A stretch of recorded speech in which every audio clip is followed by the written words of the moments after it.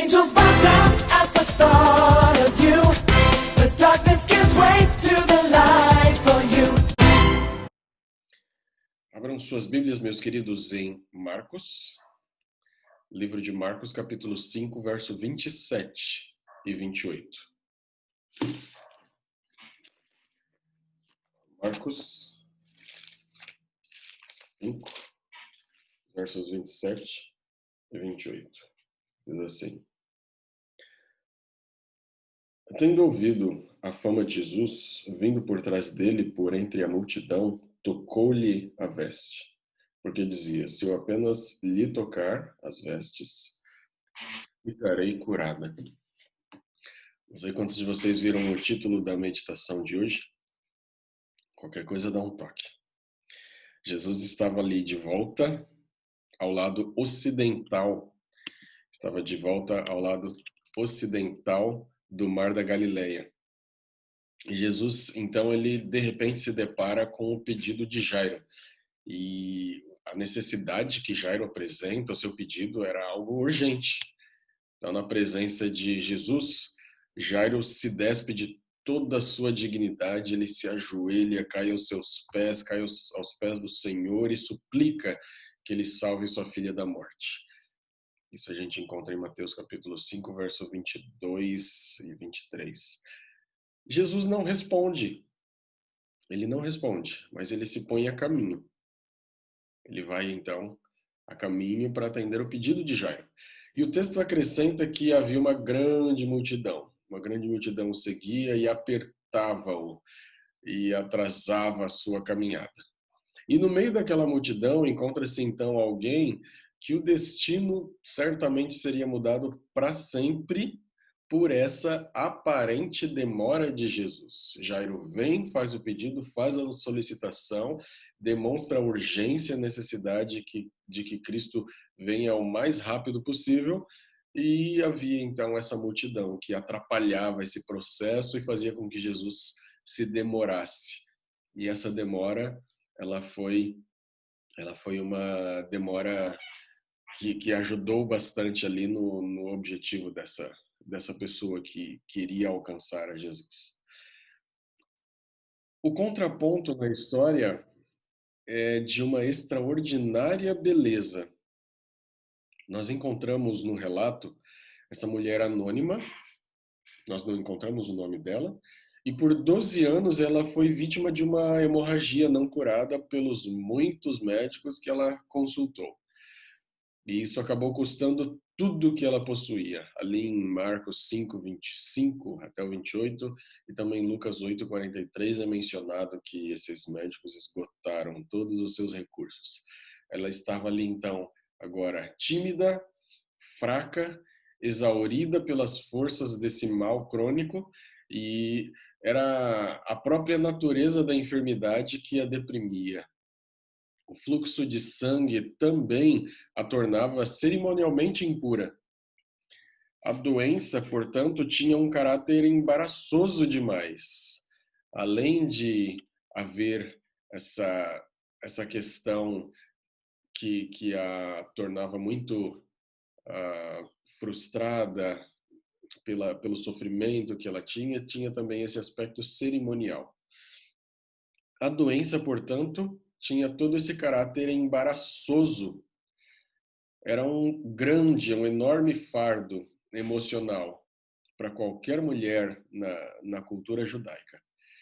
Provavelmente ela se sentia grandemente envergonhada de expressar. Imagina ela chegar de frente a um mestre, a um rabi, e colocar diante dele ali a sua necessidade. Como que ia expressar isso, né? Como que seu pedido seria verbalizado? Na presença de outras pessoas, ou mesmo dirigir-se então a um rabi com esse tipo de necessidade.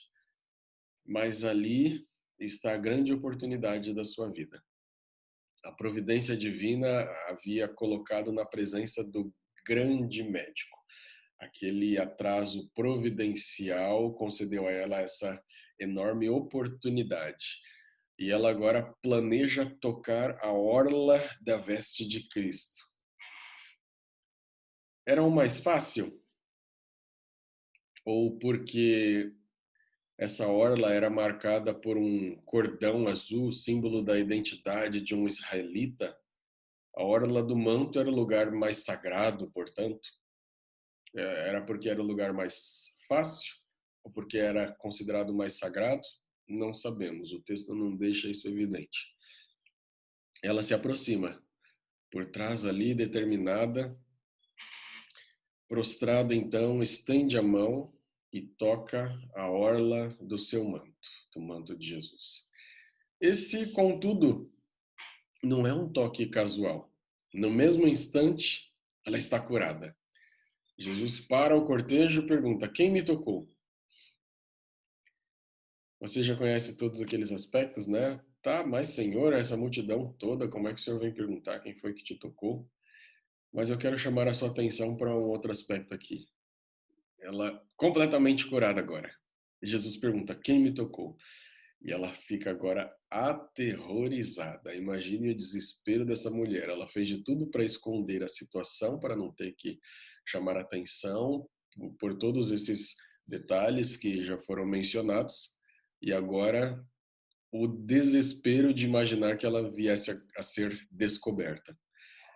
Será que ela vai ser agora punida? Será que ela vai ser agora exposta? Mas qual era o objetivo de Jesus? Jesus queria apenas que ela soubesse que ela havia sido notada. Ele queria que ela fosse liberta de qualquer superstição.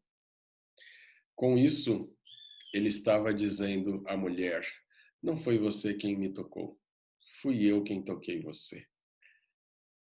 Jesus queria chamar a atenção dela e demonstrar que toda e qualquer superstição relacionada ao toque na orla, qualquer coisa assim, aquela cura não era fruto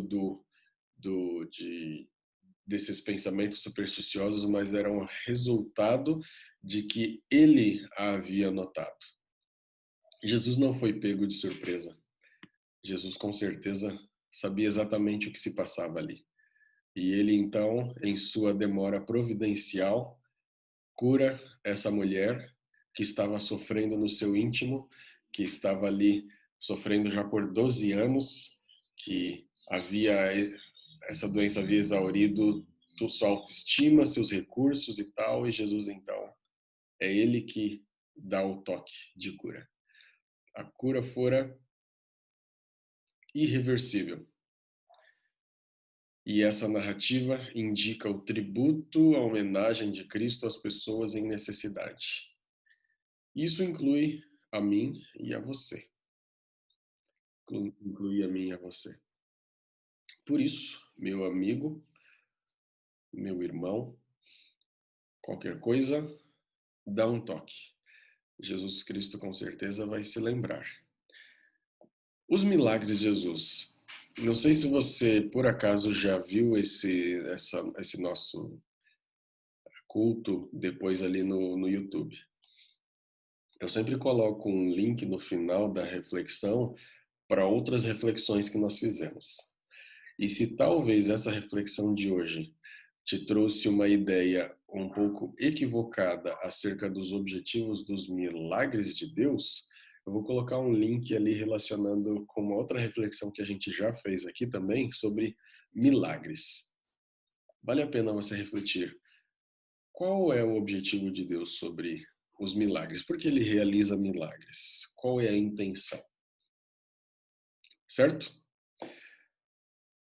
Alguém gostaria de comentar algo que chamou a atenção? Eu gosto de pensar que não existe milagre sem propósito. Uhum. Naquele contexto, como o pastor disse, era difícil, a mulher já era rejeitada, Jesus ele dava um duro para colocá-las com posição de importância, de igualdade diante de Deus. E a doença dela, ela não podia tocar em ninguém. Exatamente. Ela não podia se aproximar da igreja, ela não podia tocar em ninguém, e tudo que ela tocasse era impuro. Se fosse num vaso de barro, devia ser quebrado. Se fosse de madeira, tinha que ser escovado. Então, assim, era muito sério. Eu fico imaginando um médico que ia lá dar algum remédio para ela, que pisasse na casa dela, quando saísse dali tinha que se lavar várias vezes. Era uma quarentena de 12 anos, né? Nossa, era uma coisa muito ruim.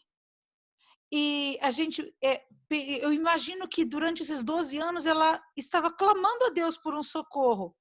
Porque mesmo que a gente vai procurar um médico, a gente vai pedindo a Deus, Senhor, por favor, me manda o médico certo, e vai procurando. O ruim do nós como seres humanos, ontem eu estava até conversando com um amigo assim, é que nós deixamos para pedir Jesus, chamar a Jesus no último momento. Por que não do início? Uhum. Né? Mas todo milagre tem um propósito, assim como aquele do cego de nascimento, que Jesus falou assim, não, quem pecou? O pai dele ou ele pecou? Eu falei, não, é para a glória de Deus. Porque naquele momento foi importante. E isso também é importante para nós hoje. A Bíblia é tão atual, assim como os escritos de Ellen White, que a gente gosta muito, que parece que na época que foi escrito para mim agora. E o milagre que tocou outras pessoas naquele momento é para tocar a gente também, para Uhum. servir de testemunho. E assim como depois ela testemunhou, teve a oportunidade de testemunhar o que Deus havia feito por ela, a gente precisa testemunhar dia a dia os pequenos detalhes que Jesus se importa conosco e tem feito pequenos milagres na nossa vida. Que a gente acha que é tão normal e esquece de agradecer e de contar essas bênçãos. Eu gosto muito daquele hino, conte as bênçãos. Não é para você contar nos dedos e falar assim, não, hoje eu já estou na quinta bênção. Não. É para você contar aos outros, para que outros se sintam animados a buscar esse Deus que tanta diferença faz em você. Amém. Benção. Com certeza, as pessoas ali da comunidade onde a mulher vivia já conheciam o mal dela, né? Ela devia sofrer demais de viver sozinha, devia estar muito frágil fisicamente, mas destruída, né, emocionalmente, que a solidão ela mata também. E essa ação de Jesus, porque Jesus poderia ter encontrado ela sozinha, mas Jesus ele precisava que toda a comunidade estivesse ali para que ele a liberasse desse mal, entendeu? Ele falou lá no verso 34, a tua fé te salvou, vai-te em paz e fica livre do teu mal. Ele falou assim, tá vendo, pessoal? Ó, ela tá curada. Inclua ela de novo na comunidade, né? Porque senão, se ele tivesse feito isso escondido, talvez ela continuasse sendo excluída da comunidade, né? E Jesus, sabendo de como ela estava sofrendo, querendo companhia, querendo estar na igreja de novo, querendo ir no mercado de novo, querendo ver as amigas de novo, né? Jesus fez isso e tratou com todo amor, né? Porque possivelmente os líderes religiosos ou os líderes da comunidade iam, se tivesse no lugar de Jesus, ia dizer, mas como você vem para o meio da gente, toca, né, isso aqui, e ia humilhar ela ao máximo. E ali diz assim que ela, tremendo, atemorizada e ciente do que havia acontecido, contou tudo. E Jesus, com todo amor, fala para ela, vai em paz, fica livre do teu mal. Poxa, como ele é incrível, né? E eu acho que até deve ter dado um abraço nela, acalmado ela, porque ela estava tremendo, apavorada. Como Jesus é incrível, né? E se importa tanto. Que ela não era nada, né? Ela era só uma mulher comum, sozinha. Jesus, ele é assim, é demais, né? Quando tu percebe o tamanho do cuidado, do amor, da misericórdia. É um lindo. Ai, tá louco. Certo. Eu fico pensando assim do outro lado, da aparente demora de Jesus em atender a Jairo, né?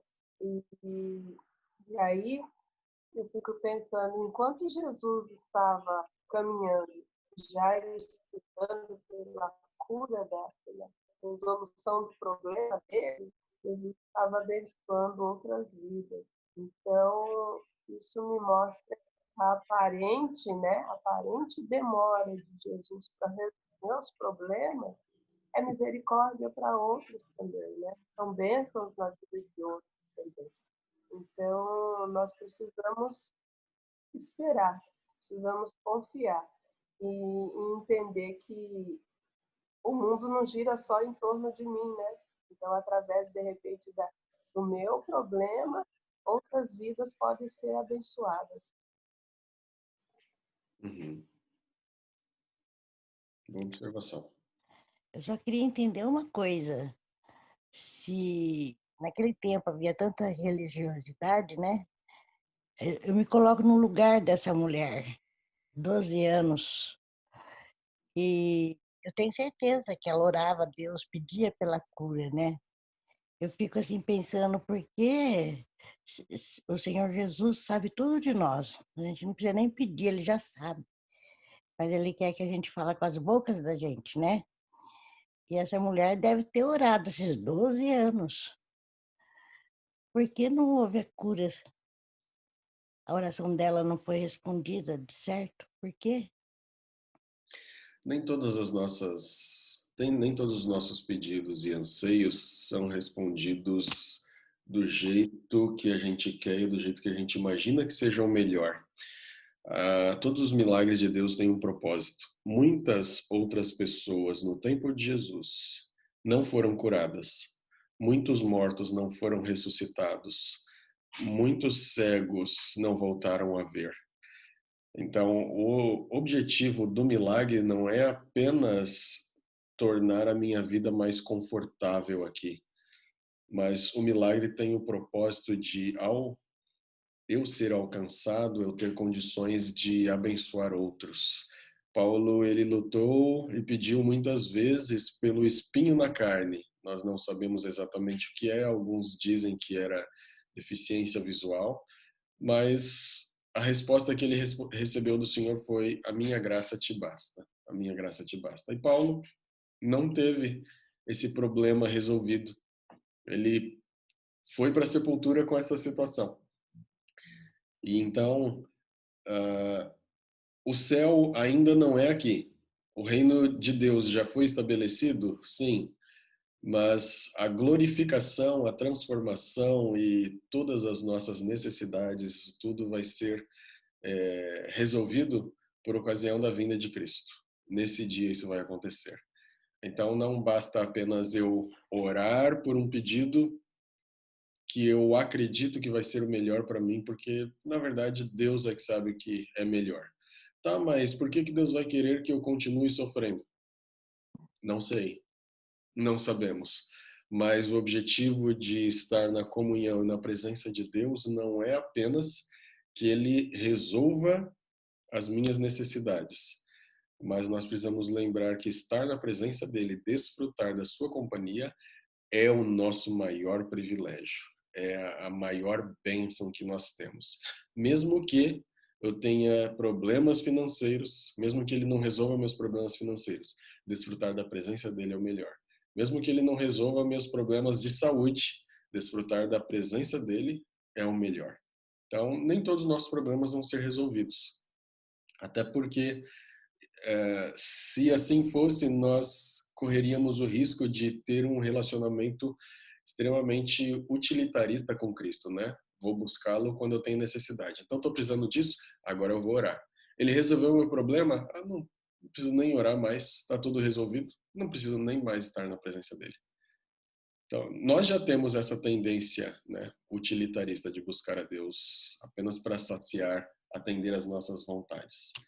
Mas precisamos ter essa consciência de que o melhor de tudo é já desfrutar da companhia dele, independentemente das nossas necessidades estarem sendo saciadas ou não. Fala, dona Glória. A senhora levantou a mão? Abre isso. Eu fiquei assim pensando na situação dessa mulher, uma que ela já era discriminada, né, por ser mulher. E aí nessa situação que a Cássia falou, né, que Jesus quis reabilitá-la, né? Uhum. Então eu pensei, poxa, nós estamos passando aqui uma partícula do que essa mulher passou pelo distanciamento, né? Como deve ter sido horrível. Ela, 12 anos, nós apenas 3 meses, distanciando do povo. Que horrível. Então, como era a vida dessa mulher, dá para a gente imaginar bastante agora na nossa situação, né? Verdade. E nós estamos passando só um pedacinho do que ela passou no que diz respeito ao distanciamento e também a questão do... É só o distanciamento em si, né? Ninguém está sendo discriminado, ninguém está sendo considerado... Pois Quer dizer, é, que já é horrível, né? Já é horrível. na verdade, tem os irmãos aqui no distrito que estão contaminados, que estão sendo considerados imundos, né? Que ninguém pode ir visitar e tal. É complicado. Alguém mais? Fala, Jaque.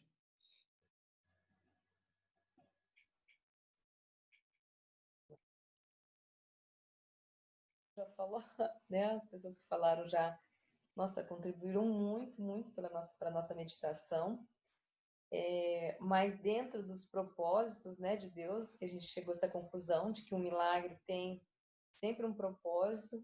Na verdade, nunca é só um propósito, sempre são vários, né? A gente não consegue nem visualizar tudo que está por trás de um milagre, né? Os propósitos que Deus tem por um milagre, através de um milagre. Mas eu diria que assim, o grande propósito seria a salvação, né? A gente viu toda a importância desse milagre na vida dessa mulher, sim, mas o mais importante de tudo foi a salvação dela. Então, quando Deus, o propósito maior, né, de restabelecer a cura, além de nos abençoar, permitir que outras pessoas também sejam abençoadas, tem o testemunho e tudo mais, mas ele está mais preocupado com a nossa salvação. E de repente, como você falou, de repente, o milagre, talvez ele pode até me afastar de Deus, por isso que Deus não vai fazer, né? Eu recebo o milagre, eu viro as costas e para mim tá tudo bem, esqueço de quem fez o milagre. E conheço alguns casos assim. Sim, acontece. É aquela história, para mim agora eu sempre tenho na minha mente se eu estou buscando a face de Deus ou as mãos de Deus, né? A gente às vezes quer barganhar com Deus e tudo mais. Então, se de repente a gente está na vida precisando de um milagre, né? Igual Paulo, né? Pedir ele para Deus. Mas se esse milagre não vai mudar nada na minha vida, assim, positivamente, não digo que não vai mudar, lógico que vai, né? Mas se a minha salvação já está, né? Já está, né, se eu já estou salvo, se eu já estou na presença de Deus, talvez aquele probleminha vai me permitir ficar mais na presença de Deus ainda, buscar mais Ele ainda. E a gente Perceber viu minha outra coisa, dependência. a dependência, né? E a questão não é só Deus falar para nós que a graça dele nos basta, é nós reconhecer também que a graça dele nos basta. E quando eu olho para essa mulher que ficou 12 anos aqui, e todo mundo, né? E a gente chegou à conclusão de que ela estava esses 12 anos pedindo a Deus, ela não desistiu. E às vezes a gente desiste tão fácil, tão rápido, né? Eu acho que talvez esses 12 anos aí aumentou ainda mais a fé que ela tinha. A esperança de que um dia ela iria se livrar desse mal, né? Então, assim, serve para nós também. Às vezes a gente está sofrendo, a gente acha os últimos, né? Os últimos seres humanos da face da Terra porque não teve um pedido atendido, porque eu não tive a minha saúde restabelecida. Então, meu Deus, eu sou o último dos seres humanos. Deus não me ama, Deus, né? Não se preocupa comigo. E pelo contrário, né? Deus, ele está sempre cuidando de nós, independente de qualquer coisa. E ele está mais preocupado com a nossa salvação do que qualquer outra coisa. Interessante esse aspecto, porque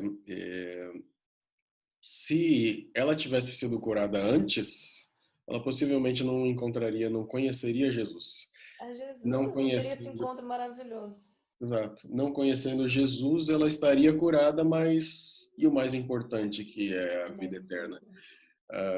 Porque assim, todos os que Jesus ressuscitou já morreram. Todos os que ele curou já morreram. Então, todas as curas, todos os milagres realizados ali, se nós fôssemos olhar o milagre como um fim em si mesmo, ele não teria valido de muita coisa.